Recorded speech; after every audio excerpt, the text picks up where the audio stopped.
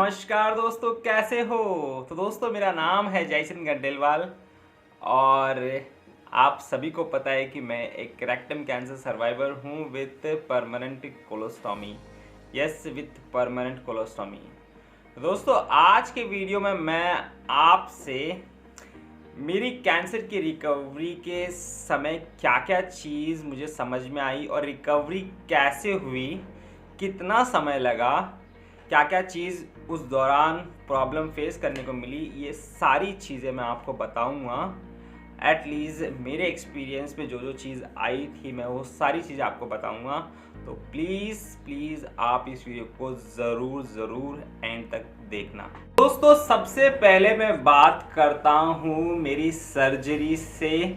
हम स्टार्ट करते हैं कैसे हुआ था। सर्जरी से पहले आप सभी को पता है कि रेक्टम कैंसर या कोलन कैंसर में मोस्टली मेरे वाले कैंसर में तो उन्हें रेडिएशन दी थी। तो असल में जो सर्जरी हुई थी, जो ऑस्टमी सर्जरी हुई थी, जो कोलोस्टमी सर्जरी थी, वो एक तरीके से मेन ट्रीटमेंट था। तो उसके बाद में एक तरीके से रिकवरी हम बोल सकते हैं कि क्या रिकवरी थी और कैसी थी। तो ये 2013 की बात है, जून में मेरा ये चीज़ें हुआ था। सर्जरी हो गई थी और उसके बाद में मुझे 2 वीक के ऑलमोस्ट गैप तक उसके बाद में ओरल कीमो प्लस कीमो के जो वाइन्स के थ्रू, मतलब जो इंजेक्शन के थ्रू दी जाती है, वो लेने के लिए कहा गया था। वो 14 दिन का साइकिल था और 1 हफ्ते का गैप। तो कुल मिला के रिकवरी के लिए। तो दोस्तों सर्जरी की जो दिक्कतें हैं वो कहीं ना कहीं, अगर आप ये सोच रहे हो कि 15 दिन में, 20 दिन में, 1 महीने में, 2 महीने में आपको ख़त्म हो जाएगी, तो दोस्तों ये गलतफहमी है। सर्जरी की जो प्रॉब्लम्स है, साइड इफ़ेक्ट्स है, सर्जरी का पेन है, इसको रिकवर होने में समय लगेगा। जी हाँ दोस्तों, इसको रिकवर होने में समय लगता है। तो मैं अपना एक्सपीरियंस बताऊं तो मेरा जो ट्रीटमेंट था उसमें सर्जरी के बाद में 6 कीमो थे और ये लगभग चले थे दिसंबर के एंड तक और जनवरी तक ट्रीटमेंट ख़त्म हो गया था 2014 के। तो कुल मिला के वो 4 या 5 महीने में या 6 महीने में जो कीमो का था आफ्टर सर्जरी में, तो दोस्तों उसमें आप ज़्यादातर कोई भी रिकवरी एक्सपेक्ट मत करें, क्योंकि उस समय आपका केमोथेरेपी चल रहा है और केमोथेरेपी में रिकवरी तो भूल जाओ। आप अगर अपनी बॉडी को स्टेबल भी मेंटेन कर सको तो भी बहुत बड़ी बात होगी, क्योंकि इस समय आपकी बॉडी गिरेगी, आप वीक फील करोगी, आपका हीमोग्लोबिन वगैरह सब गिरेगा, वेट लॉस होगा क्योंकि आप खाना नहीं खाओगे बराबर से, तो वेट लॉस वगैरह सब होगा। तो ये सारी चीज़ें जब होगी तो रिकवरी इतना सही तरीके से नहीं हो पाएगी। यस, सही तरीके से नहीं हो पाएगी। और बात रही सर्जरी का जो दिक्कत है, डिस्चार्ज कहे या तो पेन कहे सर्जरी रेक्टम साइड से, तो ये चीज़ भी समय लगेगा। मैं तो यही बोल रहा हूँ कि जब तक कीमो चल रहा है, अगर उस समय आप कुछ भी एक्सपेक्ट मत करें कि मेरी रिकवरी क्यों नहीं हो रही है, कुछ नहीं हो रही है। उस समय अगर आप अपनी बॉडी को मेंटेन करके चले सिर्फ, और एक पॉजिटिव सिर्फ बिहेवियर रखें कि हाँ अभी मेरा सिर्फ ट्रीटमेंट चल रहा है, ट्रीटमेंट के बाद में हमें रिकवरी एक्सपेक्ट करनी चाहिए। यस, ट्रीटमेंट के बाद में हमें रिकवरी एक्सपेक्ट करनी चाहिए। ये सच है कि ऑपरेशन जिस दिन से हुआ है और उस दिन धीरे धीरे कुछ चीज़ें ऑब्वियसली कम होगी, दर्द वगैरह धीरे धीरे कम होगा, पर जब तक आपका ये सारा ट्रीटमेंट चल रहा है तो ज़्यादातर आप कुछ भी एक्सपेक्ट ना करें। अब दोस्तों हम मान लेते हैं कि आपका ट्रीटमेंट ख़त्म हो गया है, केमोथेरेपी और सब दवाइयाँ वगैरह सब ख़त्म हो गई है, तो दोस्तों यहाँ से आपका असली रिकवरी स्टार्ट होगा। जी हाँ दोस्तों, अभी आपको अच्छे से भूख भी लगेगी। ये चीज़ों में थोड़ा टाइम लगेगा क्योंकि केमोथेरेपी की जो साइड इफ़ेक्ट्स होते हैं वो बॉडी में पूरी तरह से निकलने के लिए थोड़ा समय लगता है। थोड़ा समय के लिए अभी मैं ऐसा बोलूँ तो आप सोच रहे होंगे कि कितना समय। दोस्तों कोई भी चीज़ है ना जनरलाइज करके मैं बता नहीं सकता, क्योंकि हर एक का बॉडी अलग है। अगर मैं मुझे बोलूँ कि मुझे 2 महीना लगा इसके थोड़े बहुत साइड इफ़ेक्ट्स सब जितने भी ख़त्म होने के लिए, या तो 1 महीना लगा, तो ज़रूरी नहीं है, किसी को 1 हफ़्ता भी लग सकता है, किसी को 2 हफ़्ते भी लग सकते हैं। तो कुछ हद तक साइड इफ़ेक्ट्स तो बहुत हद तक है, जैसे ये आपकी दवाइयाँ ख़त्म होते हैं वो हो जाएंगे। तो आपको सबसे सबसे पहले जो अच्छी चीज़ होगी वो आप खाने को ठीक से खा पाओगे, क्योंकि केमोथेरेपी में सबको पता है कि उल्टियाँ जैसी होती है, उसकी वजह से कोई खा नहीं पाता। तो ये सबसे अच्छी चीज़ होगी कि आप खाने का टेस्ट थोड़ा अच्छे से महसूस कर पाओगे, तो इसीलिए आपका डाइट थोड़ा बहुत बेटर होगा। पर बेटर होगा इसका मतलब ये नहीं है कि आप स्टार्टिंग में ही सब चीज़ खाना स्टार्ट कर दो। जी हाँ दोस्तों, ऑस्टेमी सर्जरी, APR सर्जरी में जितना मुझे पता है कि आपका डाइजेशन काफ़ी हद तक वीक पड़ जाएगा, और आपका जो ऑस्टेमी बैग है वो ब्लॉटिंग भी बहुत होगा, मतलब गैस वगैरह भी बहुत बनेगा शुरुआत में, शुरुआत के कुछ समय तक के 6 महीना, 1 साल, 2 साल भी हो सकता है, बहुत गैस बनती है। तो इस चीज़ के लिए आप ध्यान रखें कि आप डाइट पे, मतलब ऐसा नहीं है कि मुझे जल्दी से रिकवर होना है तो डाइट बढ़ा लूँ, ऐसा नहीं।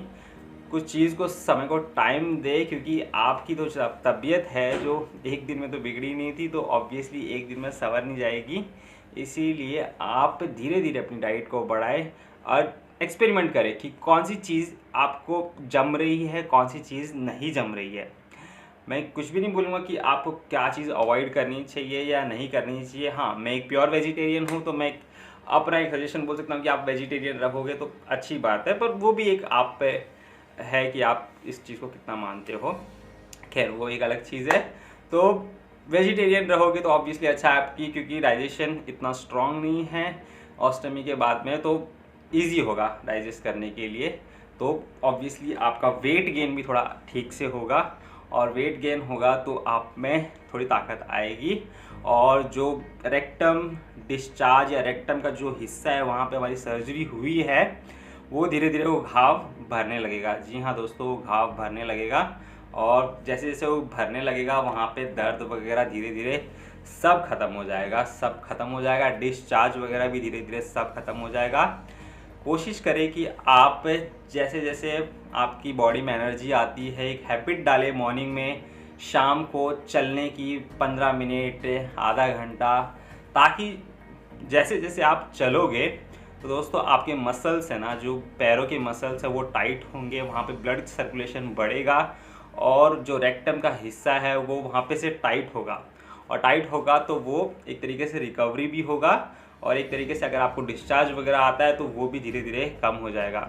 डिस्चार्ज के लिए मैंने ऑलरेडी एक वीडियो भी बनाया था, सिटपाथ वगैरह कंटिन्यू कर सकते हैं जब तक आपको ये चीज़ें हो रही है, क्योंकि मैंने काफ़ी लंबा तक मैंने सिटपाथ लिया था, तो आप भी ले सकते हो, क्योंकि बीच बीच में मुझे कभी भी डिस्चार्ज वगैरह हो जाते थे बीच बीच में।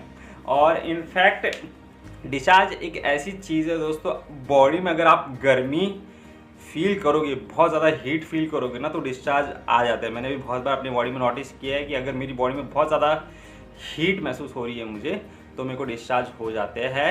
या तो बॉडी में कमज़ोरी जब होगी ना, मैंने बहुत बार देखा है कि जब मैं नाइट शिफ्ट्स वगैरह करता हूँ तो मैं कंटिन्यूसली सो नहीं पाता हूँ ठीक से अच्छे से, क्योंकि मॉर्निंग में आपको ही पता है कि थोड़ा नींद वगैरह ठीक से नहीं होती, तो उस समय मेरे डिस्चार्ज वगैरह कभी कभी फिर से हल्के हल्के मेरे को दिखने लगते हैं। तो कमज़ोर बॉडी का ही एक कारण है डिस्चार्ज होना। तो जैसे जैसे आपकी बॉडी स्ट्रांग होगी, और कोशिश करिए कि आप अपनी बॉडी को गर्मी से दूर रखें, बहुत सारी चीज़ें आप ठंडा ठंडा खाने की कोशिश करें, छाछ वगैरह अपनी डाइट में ज़्यादातर इंक्लूड करें आफ्टरनून तक की, शाम तक छाछ लेने की ज़रूरत नहीं है। हाँ, शाम को लेने की ज़रूरत नहीं है, आफ्टरनून में या मॉर्निंग में एक हैबिट डालें कि आप छाछ वगैरह लेते हो, फ्रूट्स वगैरह खाने की हैबिट डालो, तो दोस्तों रिकवरी होगी। ऐसा नहीं है, ऐसा कोई भी मैंने अभी तक इंसान नहीं देखा है जिसका ट्रीटमेंट अच्छे से हुआ है, उसकी सर्जरी अच्छे से हुई है और उसका कैंसर क्योरेबल था।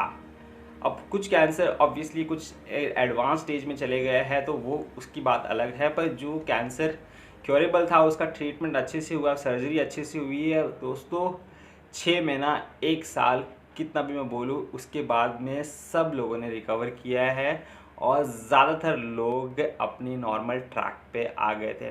मैं अपनी बात करूँ तो दोस्तों, मेरा जो ट्रीटमेंट हुआ था 2014 में जनवरी तक, मतलब ऑलमोस्ट ख़त्म हो गया था, और उसके 6 महीने के बाद में मैंने अपना जॉब वगैरह स्टार्ट कर दिया था। हाँ, जॉब वगैरह स्टार्ट कर दिया था, और एजुकेशन जो मेरा पेंडिंग था उसको भी मैंने रिज्यूम कर दिया था। तो आप देख सकते हो कि 6 महीने मतलब ठीक है। आप कोई जल्दबाजी करने की ज़रूरत नहीं है, क्योंकि आपको दूसरा जीवन दान मिला है। ऐसा मत सोचिए कि मेरे को यार जल्दी से जॉब पकड़ना है या तो मेरे को वो सब करना है। तसल्ली से अपने बॉडी को रिकवरी होने दो। यस, अगर बॉडी है, आप ज़िंदा हो, तो बाकी हर चीज़ काम हो जाएंगे, धीरे धीरे, देर सवेर सब हो जाएंगे। तो कोई फिक्र वाली बात नहीं है। बॉडी को समय दो, समय दोगे तो ठीक से वो रिकवर हो पाएगी। जल्दी जल्दी में कोई चीज़ नहीं रिकवर होती है। और ऊपर से आपको कोशिश करनी है कि आपको पॉजिटिव एटीट्यूड से काम करना है। जी हाँ दोस्तों, पॉजिटिव एटीट्यूड बहुत ही ज़रूरी है। बिना पॉजिटिव एटीट्यूड के आपका जो ट्रीटमेंट है या तो जो आपका जो रिकवरी है, एक तरीके से रिकवरी होगी पर समय लगेगा, वो इतनी स्पीड नहीं हो पाएगी। पॉजिटिव रहोगे तो तेज़ रफ्तार से रिकवरी होगी। यस, ये एक सीक्रेट है। मतलब सीक्रेट तो क्या है, बहुत सारे लोग बोलते हैं ना कि पॉजिटिव रहना बहुत ज़रूरी है, क्योंकि इससे बॉडी में बहुत ज़्यादा एक पॉजिटिव एनर्जी मिलती है, जिससे इंसान काफ़ी हद तक जो अपनी दिक्कतें हैं उससे उभर पाता है। और आखिर में जो सबसे इम्पॉर्टेंट है दोस्तों, ऊपर वाले का नाम लेते रहो, क्योंकि उसके बिना आपका कुछ भी नहीं हो सकता। उसका सहारा बहुत ही ज़रूरी है, उसके बिना कुछ नहीं हो सकता। और सब कुछ कर्मों का हिसाब है। दुनिया में हम सब अपने कर्मों का हिसाब ही दे रहे हैं, और आना और जाना सब ऊपर वाले के हाथ में है। कोई भी चीज़ का बुरा किसी को भी ब्लेम करने की ज़रूरत नहीं है, किसी अपने आप पे ब्लेम लेने की ज़रूरत नहीं है कि मेरे साथ ऐसा क्या हो गया। वो सब ऊपर वाले की मर्ज़ी समझो। हमारा काम है कि हमें अगर कोई दिक्कत आई है तो हम एक ट्रीटमेंट करें, और जितना हमारे हाथ में पॉसिबल है। और रिज़ल्ट हमारे हाथ में नहीं है, मरना और जीना दोनों ही ऊपर वाले के हाथ में है। तो वो चीज़ आप अपने आप पे कभी ना लेगी, इस वजह से ऐसा हो गया, इस वजह से हो गया, वो चीज़ आपके हाथ में नहीं है। ठीक है, तो उम्मीद करता हूँ ये वीडियो आपको अच्छा लगा होगा। और जो रिकवरी चीज़ मुझे समझ में आती है कैंसर की रिकवरी के लिए, मैंने आपको बताने की कोशिश की है। अगर वीडियो अच्छा लगा है तो आपको पता है क्या करना है, वीडियो को लाइक करना है। और आपका कोई सुझाव है तो आप मोस्ट वेलकम हो कमेंट बॉक्स में।